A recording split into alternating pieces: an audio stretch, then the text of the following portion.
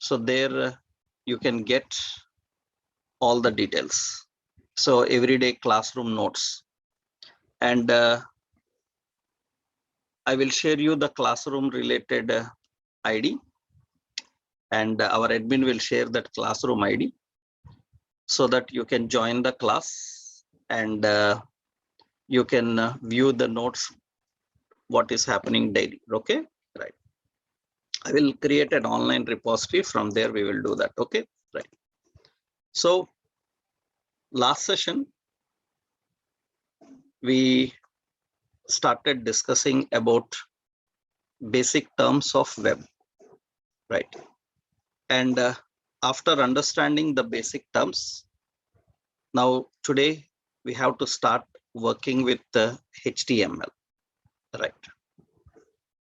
That means we are going to first learn in full stack.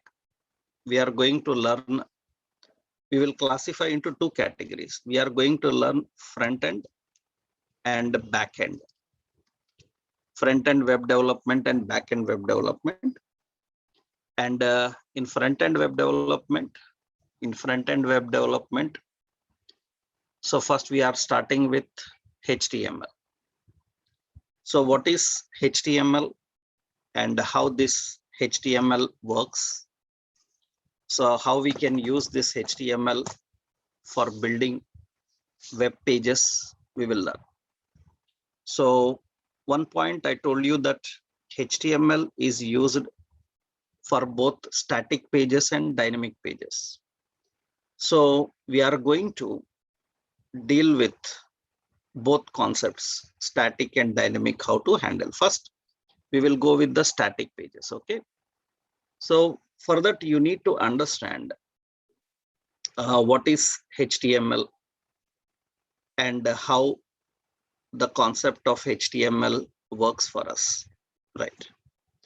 So technically, HTML stands for Hypertext Markup Language. So what is HTML? How to work with it? Step by step, we will see. I will give you a just introduction about the basic history actually. The first question here, you need to understand what is hypertext. Hypertext. Already I explained you the word hyper. Hyper means beyond. In English, that is beyond. So that means hypertext resembles the text that contains content beyond what we see. That means hypertext is nothing but hypertext contains, so or you can say hypertext resembles. Hypertext resembles text that contains content beyond what we see. That is why it is called as hypertext. For example, I will show you a simple one. I go to Notepad. In Notepad help or professionally, I will show you a website itself. Suppose I opened www.amazon.in. So now you are watching some screen. Now tell me, is this only the content present in this website? What do you say? Is this only the content present in this website? Is this only the content present in website? That means currently you are watching something on screen. Is this only the content on that screen? No. So there is more beyond this. Am I right? There is more beyond this. How you can get that beyond this? How you can see what is beyond it? What do you say? How you can see what is beyond it? Yeah, very good. So what you can do by clicking on these topics, you can see what is beyond it. What is beyond it? I clicked on electronics. It will show what is beyond that word electronics. So many content is there. That means there is a lot of information which is beyond what you see. That means the document that you are currently watching is a hypertext document. This document is called hypertext document. So hypertext. So how this hypertext document is designed? Hypertext document is designed by using a markup language. Hypertext document is designed by using a markup language. What is meant by markup? I will show you a point about this. So what is markup? For example, observe here. Suppose we have a page. Now, actually, this is suppose a page in MS Word. We have a software MS Word. And on this page have certain height and width, like 11 inches height and 8 inches width. That is the height and width. Now I have to print this. Suppose on this page, we are preparing some letter. On this page, we are designing some letter. So some letter we are designing. Now we have a printer and we have a paper. So we have a paper. On that we need to print that letter. But what is the concept here is, so the paper given to us, it may be some company letterhead. In that case, already on that paper, so the company logo and at the bottom some address, contact details, and different letterheads have different size. It is having 10 inches height, so it is having 7 inches width. Now the letterhead given to us is having a different size, and what we designed is in different size. Now if I try to print this letter on this paper, can it print correctly? Can it print correctly on that paper? So what do you say? It cannot print correctly. Then what we have to do? So observe my terms, what I am saying. As a computer operator, if anyone asks what to do now, then we say that we have to mark up. We have to mark up the margins. We have to mark up the margins. Remember the word markup. We have to mark up the margins to present it correctly on paper. That means to present it correctly on paper, we need to mark up. So the word markup came from a general computer terminology called marking up. Marking up is nothing but, marking up means preparing for presentation. Preparing for presentation. We are preparing our content for presenting properly on the destination page or paper or somewhere. So marking up is a technique of preparing our content for proper presentation. So many people, generally many people or many websites you might have seen, some people say tag is called markup. Some people say angle brackets are called markup. That is all wrong. Markup is a general computer term. So we regularly use this. Marking up means preparing for presentation. We are preparing our content for presentation. So for example, observe carefully now. Let's open the project. We created a project. So let's go to our project.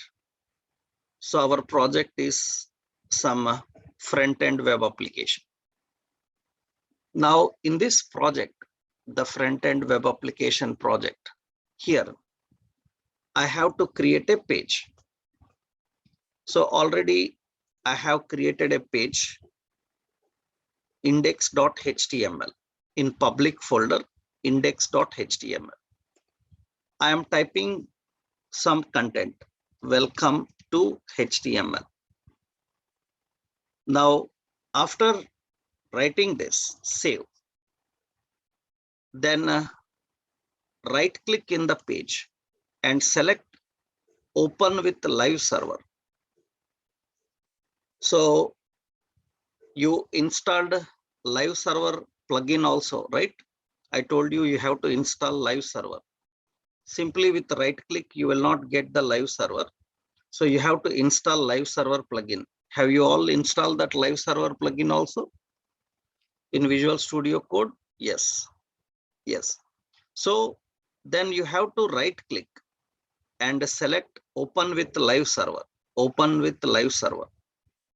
Then you can see that it opens in the live server and it is working. Sometimes you people will come with a complaint that, sir, I am opening on live server, but browser is not opening. Sometimes what happens, your browser may be having issue in loading automatically. So you can observe at the bottom of the screen. At the bottom of the screen, so you can see it is showing port number 5500. That means server is running, but it is unable to open the browser. So no worry. If it is unable to open the browser, what you have to do is you have to open browser, manually open browser and type http://localhost:5500. So this you enter manually and automatically you will get the page. That means you will get the website. So in that actually we have public folder, and in public folder automatically index.html will start. So that is the path of our index page actually. But if a folder contains index.html, then you just enter the folder name, index.html automatically starts. So if browser closed then or not opening, then you can type in the browser http://localhost and 5500. You can see this is the project repository. In this project repository public, in the public index page, it opens automatically. And observe carefully, in this page, have I used any language? In this page, have I used any language? So without a language also, I can present my information. So many people will give you a wrong statement sometimes in some websites or some tutorials. The wrong statement is many times you will hear that people saying browser can understand only HTML language. That is the reason we have to use HTML. Have you heard the same point anytime? Right? Have you heard that browser can understand only HTML? That is why we have to use HTML. That is a wrong statement. Why? Because that is a wrong statement because browser can understand images. Browser can understand PDF documents. Browser can understand general text documents. So browser can understand different. For example, you see in the URL, I am opening assets. I am opening here, so some folder. You see, I have the folder. Observe assets. In assets folder, there is shoe.jpg. Browser can open image. So browser can open PDF documents. I click on PDF document also opens. So don't say that browser can understand only HTML. That's a wrong statement. Browser can even understand JSON also. It opens that package JSON also.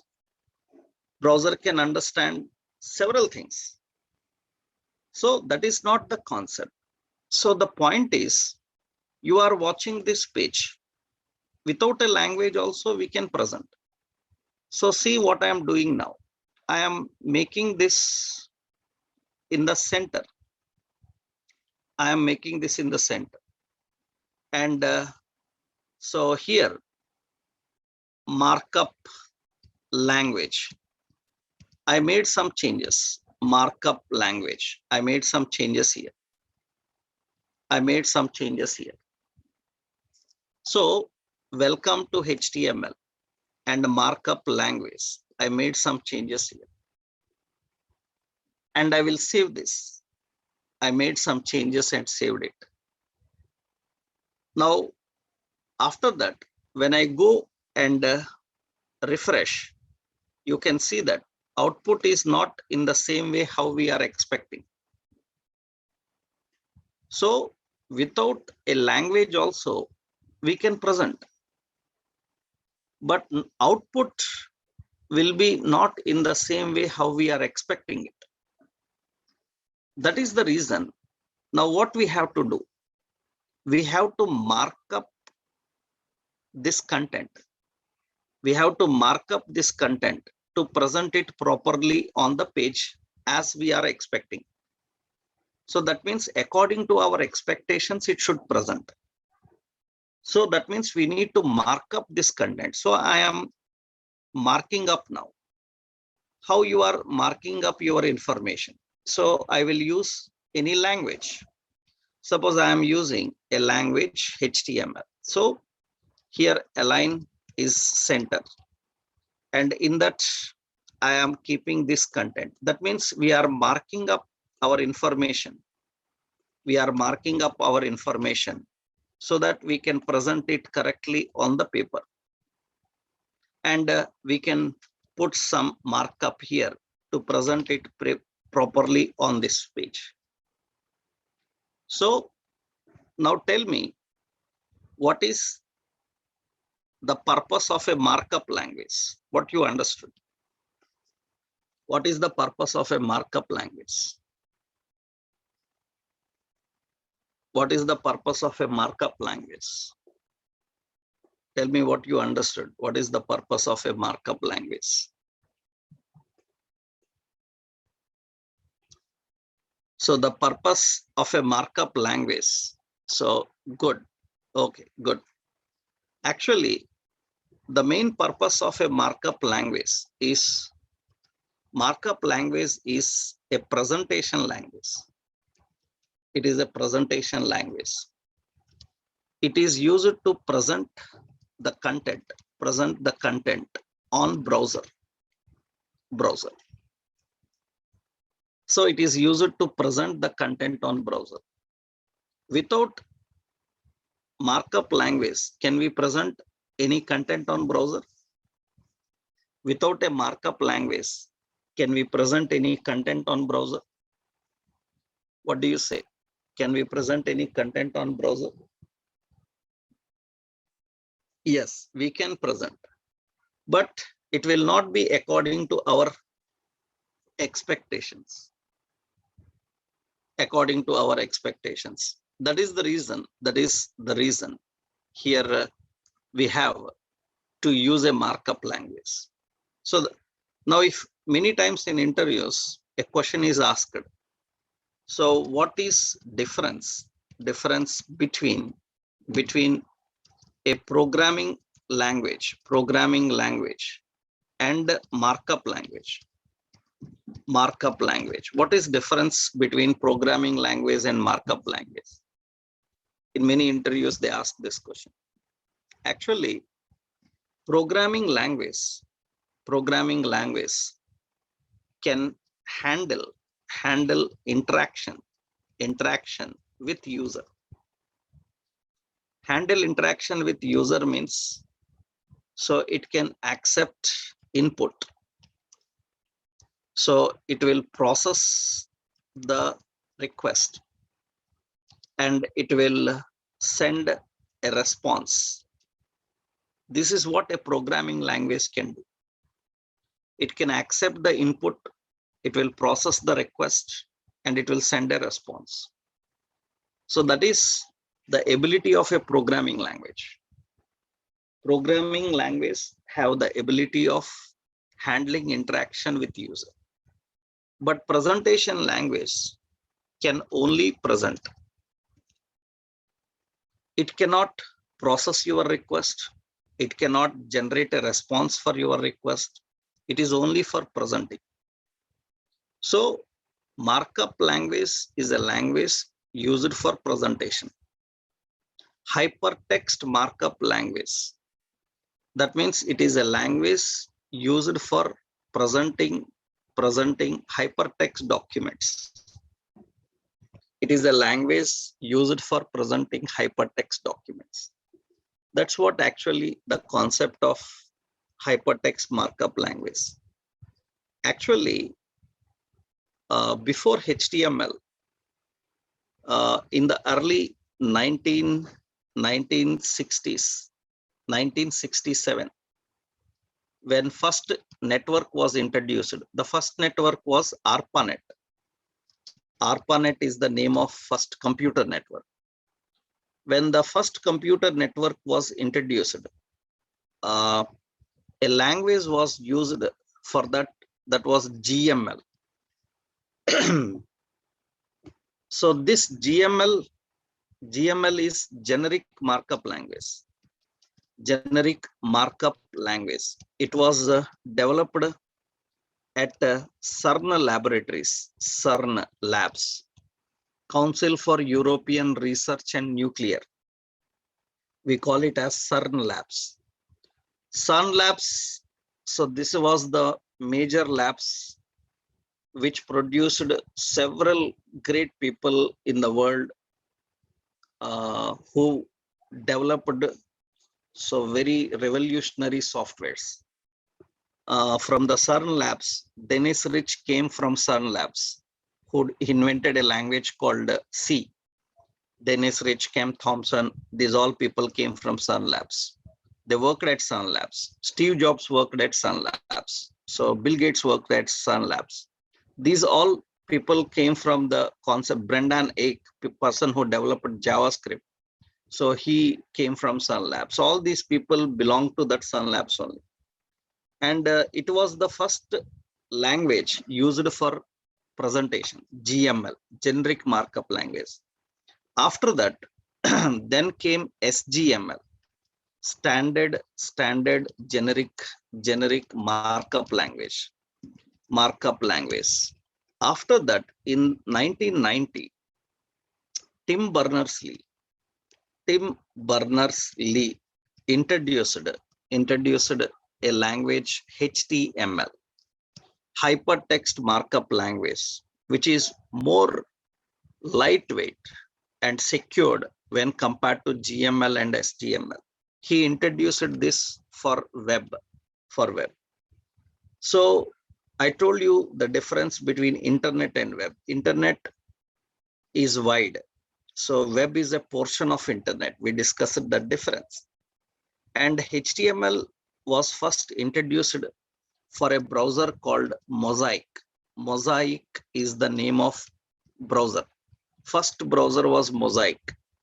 After Mosaic, very popular browser is Netscape. Even today, all your browsers follow the standards of Netscape only. All your browsers follow the basic standards of Netscape. Netscape was very popular browser earlier. Mosaic is the name of the first browser. And Tim Berners-Lee introduced HTML in 1990. In 1990, Tim Berners-Lee, he introduced HTML. After that, he left it as open source. That means anybody can contribute and develop and make it more better. Then a group called IETF, Internet Engineering Task Force. In 1993, these people took the responsibility of HTML and developed several versions of HTML. What they have done is in 1995, they introduced HTML second version 2.0. In 1997, they introduced another version 3.2 by adding some features into it, some additional changes. After that, 1997 only, in 1997, so during the October, November of 1997, they introduced HTML4, and which was a revolution. Why? Because it introduced the concepts of audio, video, animations, graphics into web. Earlier, we don't have. Earlier, internet contains only text. After text, later it came with pictures and text. Then 4 was a revolution. It introduced so many concepts that web became very popular. That means people showed a lot of interest on internet from 1970s onwards, 1990s, 95 onwards. Why? Because HTML was able to present contents in a more effective way. Video, audio, animations, images, everything. That's the reason. So up to several years, HTML4 is the version we used. So almost several years. So till 2014, you can imagine now. That means up to 2014, there is no other version of HTML. Even today, 80%, even today, 80% of internet websites are designed with 4 only. They are built with 4 because HTML5 was introduced in 2014. HTML5 was introduced. And this HTML5 was a revolution. So because it has some more advanced features which fits for mobile tab-like devices. Earlier, HTML was not great for mobile tab smart devices, but it has some more advanced features, more SEO friendly, more search engine friendly. So, and contents become more, you can imagine up from 1997 to 2014, the 4 version is used means how stable it is and how good it is. Even today, several websites you will find in 4 only. So as a learner, when we are learning HTML, actually we are going to learn both HTML4 and 5. Because in HTML4, whatever there, same continued in HTML5. In HTML5, they added some new things. That's the reason if you learn HTML5, you can handle both. So you don't need to learn like separately HTML4, HTML5. If you know HTML5 means you know all the features of HTML4. What's new they introduced in HTML5, I will separately highlight them when we are discussing. So HTML5 was initialized by these IETF people only, but later in 2017, so HTML 5.2 was introduced, and this was taken over by 2 groups, W3C and WhatWG. W3C and WhatWG. These 2 groups started maintaining this HTML 5.2. Up to that, IETF took the responsibility of building it. Now, these 2 groups are maintaining the HTML. So we are expecting a new version of HTML by the end of 2021, mostly November, December, because they are very much working on the new version of HTML with several advanced features, but still not yet ready. They are still in beta alpha releases. So we are expecting a new version by the end of 2021. So with some more advanced features. So currently the stable version of HTML is HTML 5.2. So W3C is World Wide Web Consortium. WhatWG, Web Hypertext Application Technology Work Group. These two people maintain HTML. So that means if you want to know anything about HTML, so better visit the official websites of these two.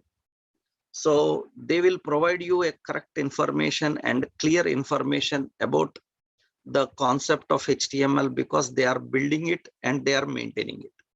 So better visit their websites. You can see you have their w3.org, w3.org. This is the official website of World Wide Web Consortium. And any changes, any new things are happening, they will let you know here. Another one is what WG. So what WG.org. So this is the community. And they are maintaining and evolving from 2004. But the official standards, so they are contributing because it is open source. But they took official responsibility of HTML from 2014. From 2014, and they took the official responsibility of maintaining HTML. Because when it is an open source, many people contribute. This is a community. A community usually contributes to the open sources and maintains that. So from 2017, they have took the complete responsibility of HTML5. So this group and the group W3. So you will get correct information about HTML. So you can get all the tutorial about HTML from this location. This is the official, right? Yeah. So this is basic over history of HTML. Now, after that, what happened is, after HTML, then came a concept called DHTML, but it is outdated now. It's no longer in use. It is obsolete. Obsolete. That means no longer in use. No longer in use. So DHTML is gone, no longer in use. DHTML is nothing but it was introduced to make HTML dynamic, but it failed immediately. It was not a great concept because dynamically we can manage with JavaScript in a better way. And HTML5 has several dynamic things also inbuilt available. So after HTML5 came, DHTML gone. So if anybody says that I am still teaching you DHTML, that is complete useless time waste, right? Why? Because so we don't need that. So that is not required at this level now. So that is gone already. So it's waste of time. Nobody is using also, right? So the concept is HTML and to make it dynamic JavaScript. So now the concept is, what is HTML? It is a markup language. What is the purpose of HTML? It is used for presentation. So that means it is used for presentation. So how HTML is going to present? This is very important. See, HTML is a collection of elements. Generally, when people are learning HTML from here and there online, or somebody friends said about it, or online he have seen somewhere and all. Generally, when we ask what HTML contains, immediately people answer that, sir, tags. HTML is a collection of tags. This answer you will see very regularly. So that is wrong. HTML is not collection of tags. Actually, HTML is not collection of tags. HTML is a collection of elements. HTML is a collection of elements. That means, for example, so we have paragraph. Paragraph is an element. We have image. Image is an element. We have table. Table is an element. We have a form. Form is an element. So everything in HTML is an element actually. Everything in HTML is an element. So HTML is collection of elements. For example, you observe the page I have created just now. You can see that the page I created, I will open in browser, open with the live server. It opens that page. And you can see I right click and go to inspect, select inspect. This will open developer tools. Right click and select inspect. It will open the developer tools. These are developer tools. In these developer tools, you can see that. So it says that you can observe carefully. It is having welcome and all these options. You see, it is under elements category. Elements category. So there will be no option like tag. Professionally, there will be no option like tag here. You will not see any tag word here anywhere. So that means whatever you are watching is elements. HTML is a collection of elements. Observe carefully. Are these elements presented normally, or is there any hierarchical order for these elements? Are you watching any order for these elements? Is there any hierarchical order for these elements? Is there any hierarchical order? You can see hierarchical order means parent, child. Can you see any parent-child hierarchy right side? Can you see any parent-child hierarchy right side? Of course, you can see now, this is body. I click on this, it is expanding. That means body is a parent. In that parent, you have a child. Am I right? That is called parent-child hierarchy. Na? So, got a clarity? So, elements are arranged. Elements are arranged in an hierarchical order. Understood? Elements are arranged in a hierarchical order. That hierarchical order is called as, we call that hierarchical order as, so we call that hierarchical order as, HTML is a collection of elements arranged in a hierarchy, arranged in a hierarchy called DOM. In a hierarchy called DOM. We call this as document object model, DOM. This is very important. Document object model, DOM. HTML is a collection of elements. They arranged in a hierarchy called DOM. Document object model is an order of arranging elements. They have a certain order. So you can see, this is actually the HTML DOM. So this is the HTML DOM. You can see that is the DOM. This is the DOM hierarchy. Later you are going to learn about this hierarchy. No need to worry. But actually in this, there are two levels actually. This part, this document part belongs to HTML. This part belongs to HTML. This is called DOM. Outer part belongs to browser. It is called BOM. We call this as BOM. That is browser object model. And this is called DOM, document object model. So this belongs to HTML. DOM belongs to HTML. And browser object model that belongs to that browser object model belongs to it. So that is browser that belongs to browser. So if you are trying to present anything in HTML, it will be in a hierarchy called DOM, document object model.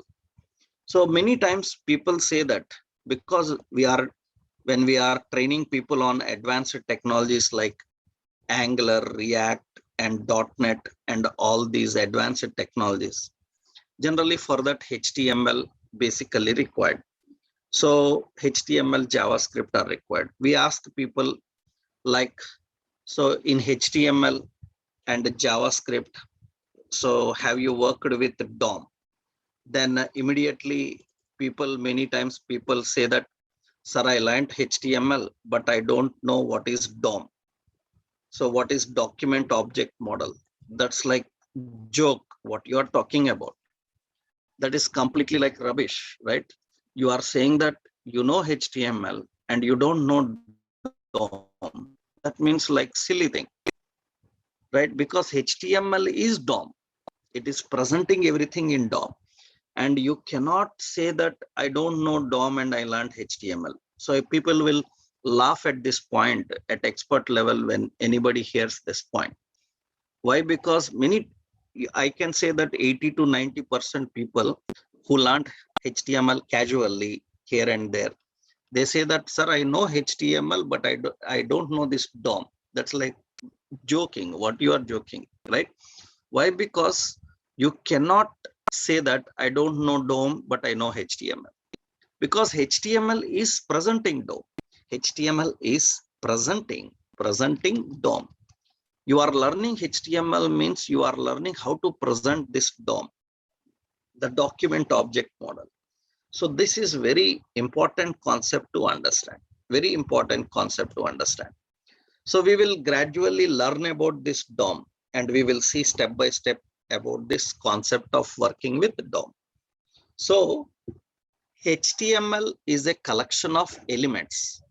These elements are arranged in a hierarchical order, that is called DOM. Then generally people ask this question like, sir, then what is a tag? Actually, for example, image is an element. Image is an element. Now to present image element, we write syntactically. To present element, we write like this. So in an angle brace, we write IMG. This is tag. Actually, I will show you, because you need to understand a browser architecture. I will show you a simple point. Generally, so this is the browser architecture. Actually, this is the browser architecture. Detailedly, you will understand the browser architecture later. Actually, I will explain later. At this level, no need to know. Suppose you see here, this is the concept. Observe, actually what happens is, when you write something in English, so this, whatever you write in English is not understandable and it is not transferable in the same way. That means in the network, data transfers in the byte code only, byte code. It will transfer in the byte code. It will be like 0101 like that. I hope everyone knows that. Huh? So you know that, so data transfers through wire or wireless in the form of byte code from one location to another. That means from one machine to another, one server to another location. So now what happens is, you can observe here the browser, how it is going to work actually. So whatever the bytes you have written, so that means that is the byte code. And first, these bytes are transferred into characters. They are transferred into characters. Characters means angle bracket, P, again angle bracket, close. So word hello, something like this. These are characters. So after converting the bytes into characters, what it will do is, it will convert them into a tag. It will convert them into a tag. So P becomes a tag. This becomes a tag. After it becomes a tag, that means converting the characters into tag. This mechanism is called tokenization at high level. Remember, this is very experienced level, because basic level HTML people don't know the word called tokenization. That's too much. Even experienced people also don't know, right? So, but knowing about the architecture behind how HTML is translated, that is a good point. So the bytes are transferred into characters. The characters are converted into tags. So this mechanism is called tokenization. After converting to tags, these tags are attached to the DOM as a node. Node means they are attached as a child. These tags are attached as a child, and they are converted into DOM elements now. They are converted into DOM elements. Detail architecture later you will learn. But you should know that first from byte code, they will convert into characters. From characters, they will convert into tags. From tags, they are converted into elements. So finally, what you see on screen is a tag or element. Finally, what you see on screen is a tag or element. What do you say? Finally, what do you see on a screen is a tag or element. So on screen, whatever you see is element, is an element. So that's what I am saying all this time. What you are doing, sleeping. So I said that whatever you see on screen, DOM is a collection of elements. Whatever you see on a HTML page is a collection of elements. Understood, everyone? Understood? Got a clarity on this, right? Yeah. Now elements are built with tags. Elements are built with tags. Tags are built with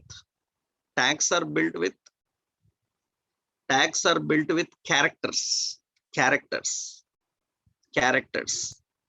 So converting the characters into tags is called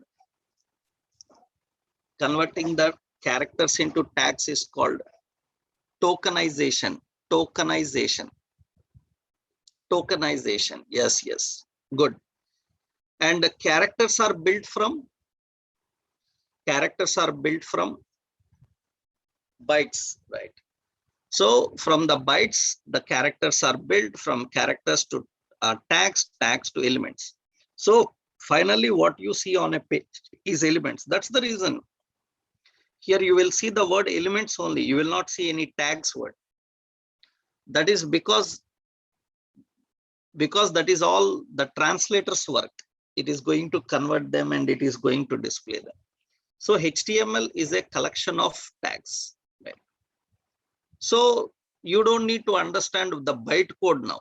That is too much at your level. Okay, na? Just leave it. Don't give more stress on that. Your level is not enough to understand the bytecode configurations. It's waste of time to explain you also. So forget about that. So that requires good electronics knowledge. So and so much of time investment is required for understanding the byte conversions. So don't go so much in depth about that. At your level, that's not required. So you don't need to understand how bytecode is generated. That is too much at your level. Okay, not required for you. And that is for the people who learn machine learning.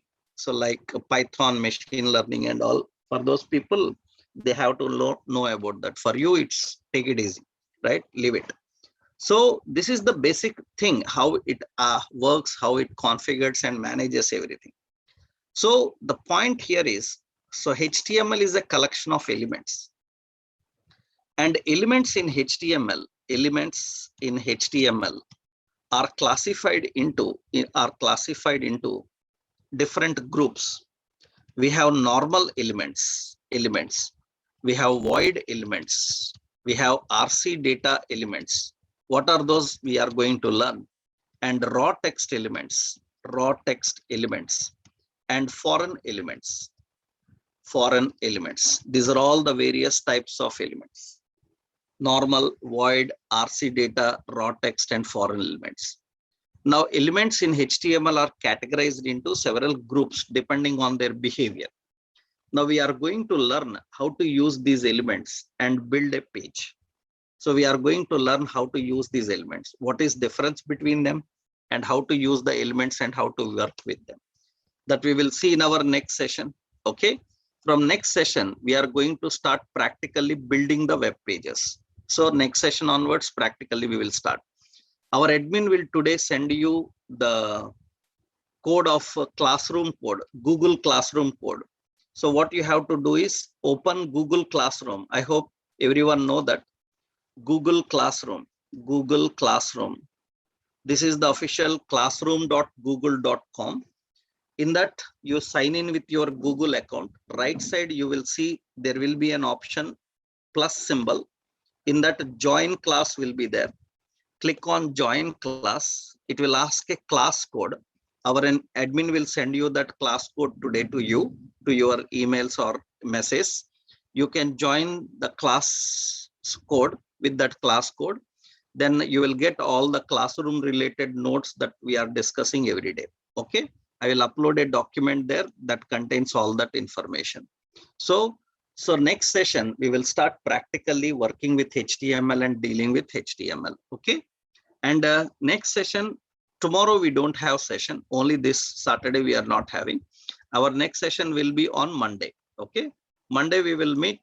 Monday I will check how many people missed out the first sessions. I will take a backup later. And Monday we will start practically working with HTML now. Okay. Monday we will continue.